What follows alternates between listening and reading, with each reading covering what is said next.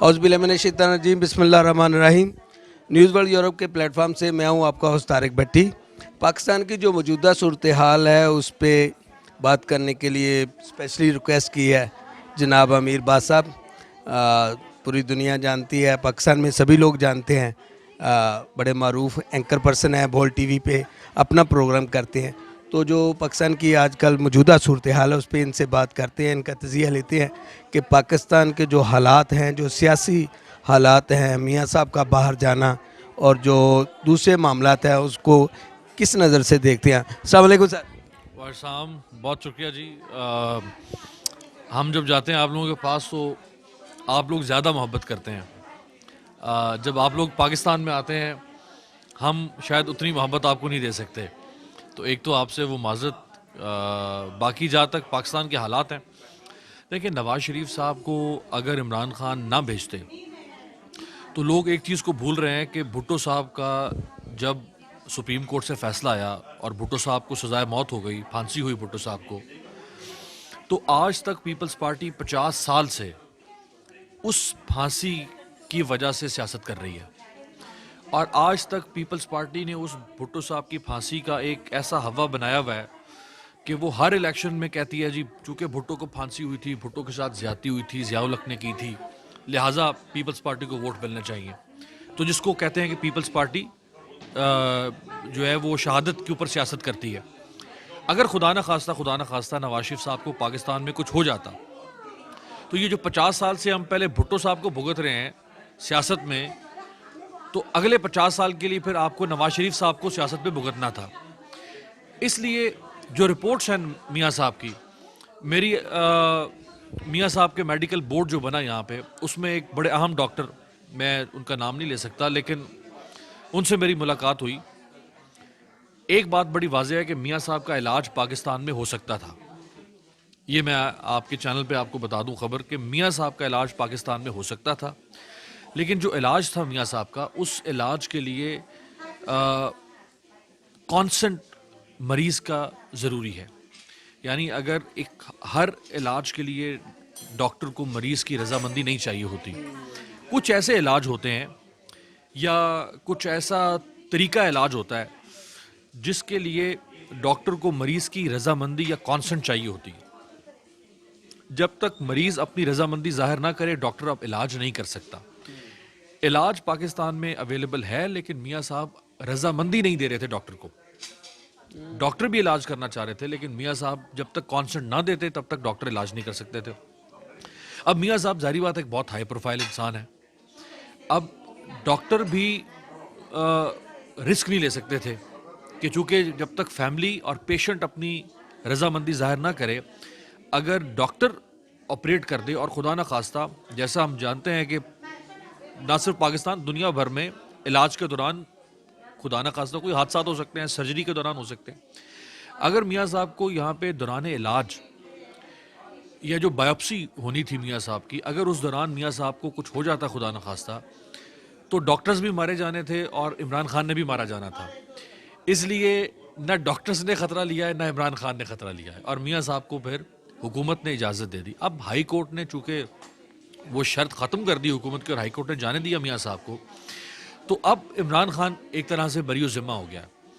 4 हफ्ते का वक्त दिया गया था, ये वक्त शुरू हो गया था जिस दिन से फैसला आया है, और 8 हफ्ते की ज़मानत दी थी इस्लामाबाद हाई कोर्ट ने, वो शुरू हो गई थी जब से इस्लामाबाद हाई कोर्ट ने ज़मानत दी थी। तो वक्त मियाँ साहब के पास अब बहुत कम है। जहाँ तक मुश्किलात हैं, देखें मौलाना फजलुर रहमान साहब एक मुश्किल बन कर आए हुकूमत के लिए। मौलाना फजलुर रहमान साहब 3 चीज़ें मांगते थे, और मैं पहले दिन से ऑन रिकॉर्ड मौजूद है मेरी स्टेटमेंट्स कि मौलाना साहब को ये तीनों चीज़ें नहीं मिलेंगी। पहली चीज़, मौलाना साहब कहते थे कि इमरान खान इस्तीफ़ा दे दे। इस्तीफ़ा नहीं मिला, ना मिल सकता था, ना मिलना था। दूसरी चीज़, मौलाना साहब कहते थे कि हुकूमत गिरा दी जाए, यानी इलेक्शन हो जाए दोबारा। ना मिलना था, ना मिला, और ना ही हो सकता था। तीसरी चीज़ मौलाना साहब की ख्वाहिश ये थी कि हुकूमत चाहे PTI ही की बने, लेकिन वज़ीर आज़म इमरान खान की जगह पे PTI में से किसी और को बना दिया जाए, -1 फार्मूला। अब मौलाना साहब जैसा इतना मुदब्बर सियासतदान, आपको पता है मौलाना साहब के बारे में कितनी पाकिस्तान के अंदर एक हवा खड़ा किया हुआ है जी, मौलाना बहुत مدبر سیاستدان ہے اور بڑا مولانا ایسے شطرنج بچھاتا ہے سیاست کی اور فلاں ڈمکان، لیکن مولانا جیسا سیاستدان جو 1980 سے سیاست میں ہے، 1980 سے، مفتی محمود ان کے والد کے مرنے کے بعد یہ جمعیت علماء آلموسٹ 40 ایئر. جمعیت علماء پاکستان کے مولانا صاحب سربراہ بن گئے اسی دن جس دن ان کے والد فوت ہوئے، اس وقت سے اب تک یہ. لیکن اتنا گھاگ سیاستدان بھی اتنی بات نہیں سمجھ سکا کہ مائنس عمران خان کا مطلب ہے مائنس تحریک انصاف. مائنس عمران خان کا مطلب ایسی تحریک انصاف نہیں ہو سکتی کہ جس میں عمران خان نہ ہو لیکن تحریک انصاف ہو. جب تک عمران خان زندہ ہے کوئی تحریک انصاف میں سے آگے آ کے وزیر اعظم نہیں بن سکتا. اگر عمران خان کو مائنس کرنا تو پھر تحریک انصاف کو مائنس آپ کو کرنا پڑے گا. مولانا صاحب یہاں سے چلے گئے، مولانا صاحب نے پلان بی شروع کیا، ہم نے کہا یہ نہیں چلے گا، وہ پلان بی ختم ہو گیا مولانا صاحب کا. پھر مولانا صاحب نے پلان سی شروع کر دیا ہے جس کا آپ کو پتہ بھی نہیں ہوگا. تو یہ حالت ہے پلان سی کی کہ لوگوں کو پتہ بھی نہیں کہ پلان سی کیا ہے. اور پلان سی یہ ہے کہ جو احتجاج ہے اس کو سڑکوں سے نکال کے ضلعوں تک پھیلایا جائے، یعنی سڑکوں سے اٹھا دیا جائے، سڑکیں کھول دی جائیں اور جو ضلع ہیں ہر ضلع کے باہر احتجاج کیا جائے. تو یہ پلان سی ہے. تو جو پلان بی کی حالت ہے وہ پلان سی کی حالت ہے. اب مسئلہ اس طرح آ رہا تھا کہ مولانا صاحب نے جو سندھ کے اندر احتجاج شروع کیا تھا، سڑکیں بند کی انہوں نے. اب سندھ میں حکومت ہے پیپلز پارٹی کی. اگر آپ سڑک بند کرتے ہیں تو سندھ کے عوام اپنی حکومت کے خلاف کھڑی ہو جائے گی کہ سڑکیں کھلوائیں. اور سڑکیں کون بند کر رہا ہے؟ پیپلز پارٹی کا دوست مولانا فضل الرحمان. اب اگر حکومت پولیس کا استعمال کرتی ہے سڑکیں کھلوانے کے لیے، مولانا کے لوگوں پہ ڈنڈا چلے اور لاٹھی چلے، تو مولانا پیپلز پارٹی سے ناراض ہو جائے گا. اور پیپلز پارٹی زیادہ دیر تک سڑکیں بند کرنے کی اجازت دے نہیں سکتی کیونکہ سڑکیں بند ہوگی تو لوگ پیپلز پارٹی کے خلاف کھڑے ہو جائیں گے. تو مولانا نے پلان بی کا اعلان کر کے بھی اپنی سیاسی میرا خیال ہے جو ان کی نابالغ پن ہے اس کا انہوں نے اظہار کیا. تو ایک تو یہ جو 40 سال سے مولانا کو اتنا جو پاکستان میں سیاست کا ہوا بنا کے دکھایا گیا تھا، ایک تو ثابت ہو گیا کہ یہ نہیں ہے. اور جس طرح مولانا صاحب ہیں اس طرح اور بہت سارے لوگ ہیں جن کو 40 سال سے کو بہت جو ہے نا وہ جن بنا کے دکھایا جاتا ہے، وہ نہیں ہے اس طرح سے. سر ایک سوال پیدا ہوتا ہے کہ آج میں سن رہا تھا کہ مولانا صاحب پریس سے بات کر رہے تھے، وہ کہہ رہے جی مجھے بہت ساری آپشن دی گئی، گورنر بلوچستان، حکومت بلوچستان، گورنر کے پی کے بلوچستان کی حکومت، انہوں نے کہا دوبارہ آپ ری الیکٹ ہو کے آ جائیں. بہت سارے ایسے معاملات تھے، اس پہ آپ کیا کہتے ہیں؟ دیکھیں گورنر جو ہے وہ کس نے لگانا ہوتا ہے؟ گورنر لگانا ہوتا ہے وزیر اعظم نے. تو جس وزیر اعظم کا نام ہے عمران خان، وہ فضل الرحمان کی پارٹی کا گورنر لگائے گا؟ وہ مولانا کس کو بیوقوف بنا رہے ہیں؟ یہ اگر کہا بھی گیا ہے نا تو یہ صرف مولانا کو یہاں سے فارغ کرنے کے لیے کہا گیا تھا. تو عمران خان جمعیت علماء اسلام کا گورنر لگا دے گا بلوچستان میں یا کے پی کے میں، یہ ہو سکتا ہے. دوسری بات یہ کہ مولانا کے پی میں حکومت کی 2/3 اکثریت ہے تحریک انصاف کی. کے پی میں نہ وہ کسی کو گھسنے دیں گے نہ انہیں ضرورت ہے. اب رہ گیا بلوچستان. بلوچستان میں مولانا صاحب حکومت میں شامل ہونا چاہتے ہیں. بلوچستان میں مولانا کی 11 سیٹیں ہیں.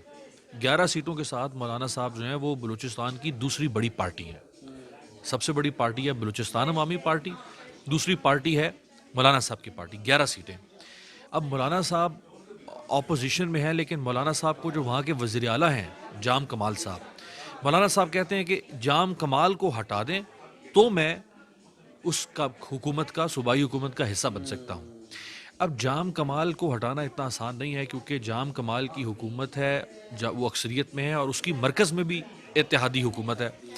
اچھا اب ایک وہاں پہ باغی گروپ ہے تحریک انصاف کا بلوچستان میں، ایک وہاں پہ باغی گروپ ہے خود بلوچستان عوامی پارٹی جو جام کمال صاحب کی ہے، ان کا باغی گروپ ہے، وہ بھی جام کمال کو ہٹانا چاہتے ہیں.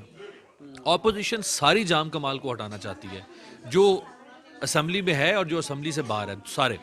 تو آپ سمجھے جام کمال تو بیچارہ مشکل میں ہے. اسلم رئیسانی ایک صاحب جو ہیں بلوچستان میں، ان کے اوپر اپوزیشن کا اتفاق ہے کہ ان کو وزیر اعلیٰ بنایا جائے.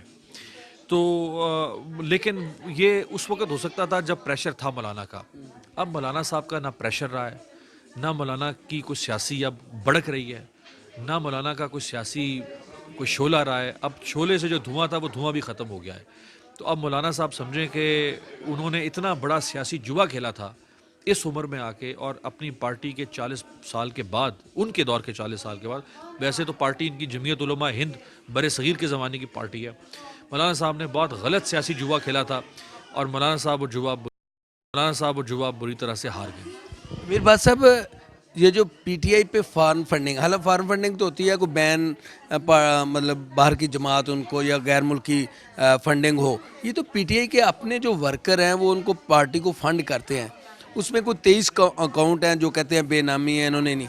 اس سے کیا جو الیکشن کمیشن میں ساری اپوزیشن پارٹی گئی اور ان کا ڈے بائی ڈے ہائرنگ ہوگی، اس سے کوئی پی ٹی آئی کے حالات کو آپ کو ڈاماڈول لگتے ہیں؟ اس سے جی کوئی فرق نہیں پڑے گا پی ٹی آئی پہ۔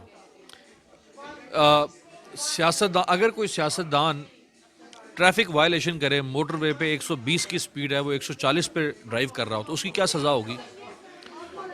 جرمانہ ہوگا نا اوور سپیڈنگ پہ 750 روپیہ، ڈسکوالیفائی تو نہیں ہو جائے گا۔ ہر جرم ڈسکوالیفائی نہیں کرتا، کسی سیاستدان کا یا کسی سیاسی جماعت کا ہر جرم یا ہر غلطی اسے ڈسکوالیفائی نہیں کرتی ہے، اسے اقتدار سے یا اسمبلیوں سے باہر نہیں نکال سکتی ہے۔ اگر تو انہوں نے کسی حکومت سے فنڈ لیا ہوتا، یہ آپ کو پتا ہونا چاہیے، اگر تحریک انصاف نے کسی حکومت سے پارٹی فنڈنگ لی ہوتی، یعنی کسی غیر ملکی حکومت سے، پھر ان کے لیے مشکل تھی۔ لیکن اگر انہوں نے کسی ان آتھورائزڈ سورس سے فنڈنگ لی ہے، یعنی ایک ایسا سورس، مثلا آپ نے فنڈ کیا تحریک انصاف کو، آپ آتھورائز نہیں ہیں فنڈ کرنے کے لیے، تو اس سے زیادہ کیا ہوگا؟ جرمانہ۔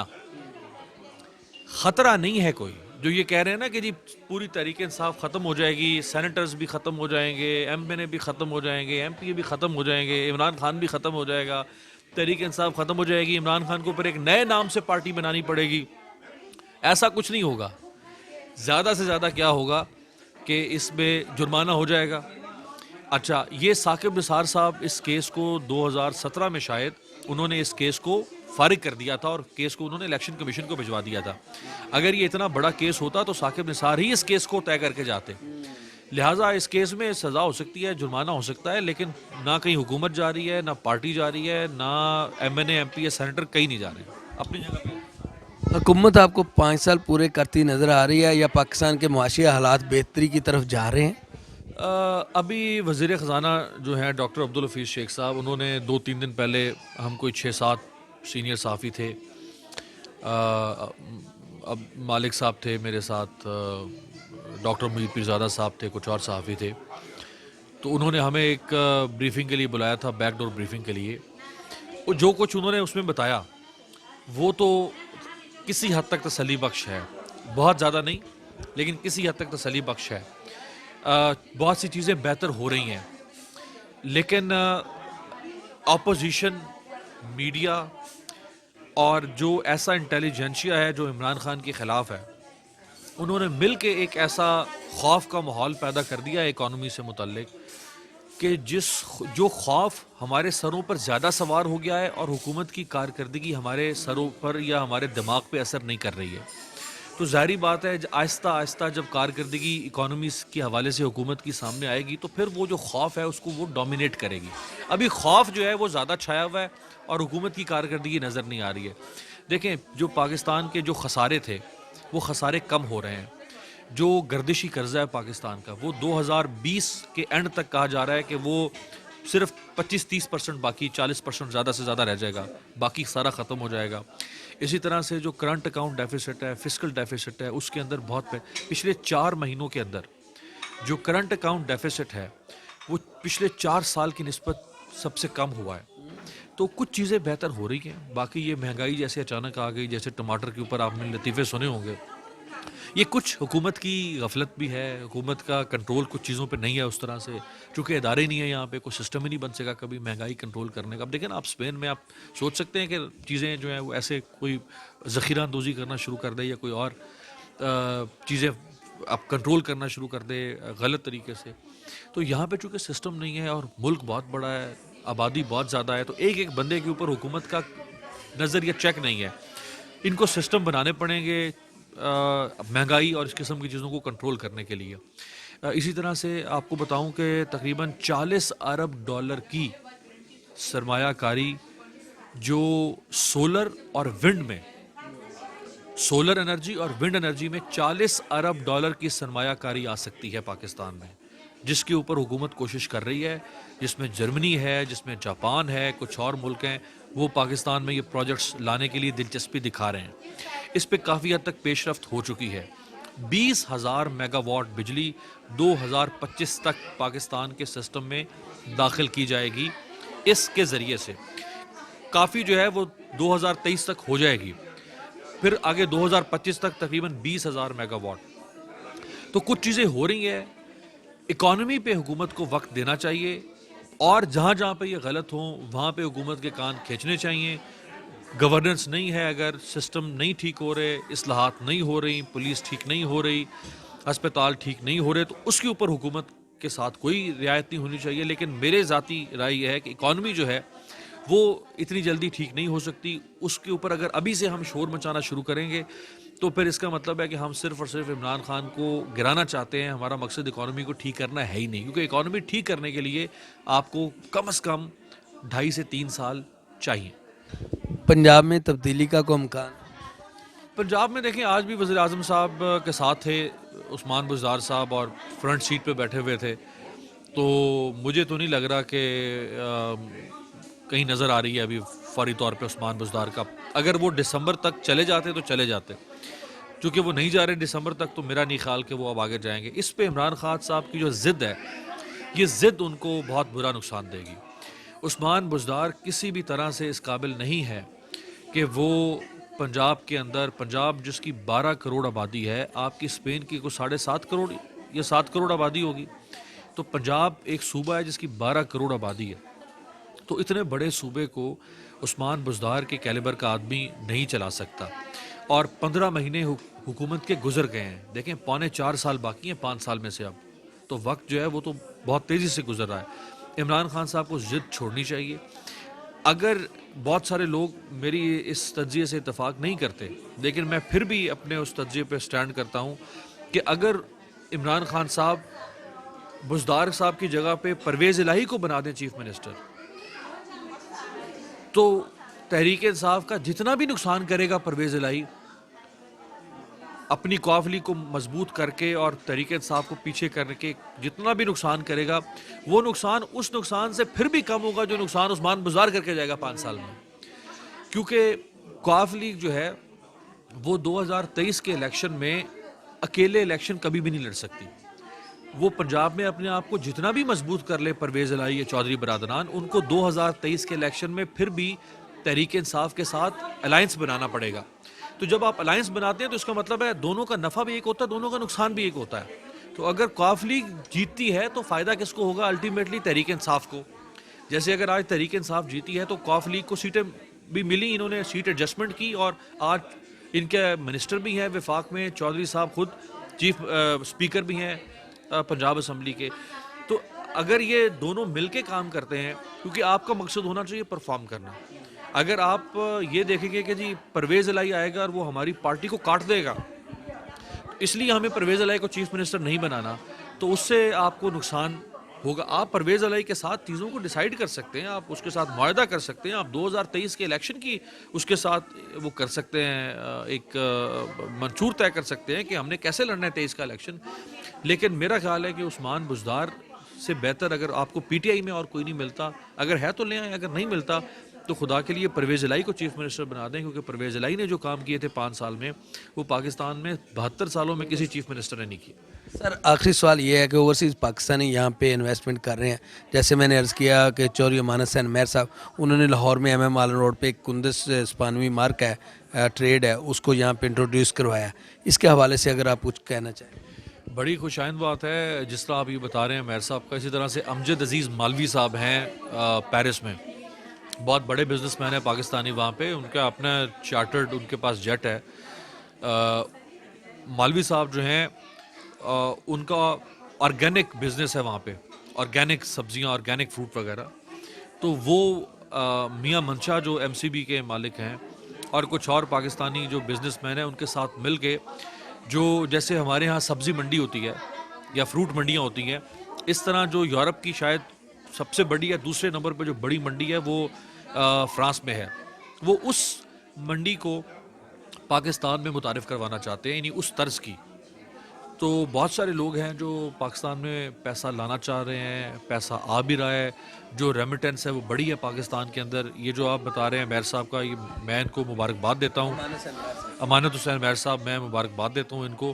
اور آپ نے بتایا کہ ایم ایم عالم روڈ لاہور پہ، تو ایم ایم عالم روڈ جو ہے وہ تو ویسے ہی کامیابی کی ایک بڑی گارنٹی سمجھا جاتا ہے لاہور کے اندر، اور جتنے کاروبار وہاں ہمیں بڑے فلرش کیے ہیں. تو اس طرح اور لوگوں کو آنا چاہیے، اور ہماری تو ان کے لیے نیک دعائیں ہیں. بہت شکریہ سر، تھینک یو ویری مچ.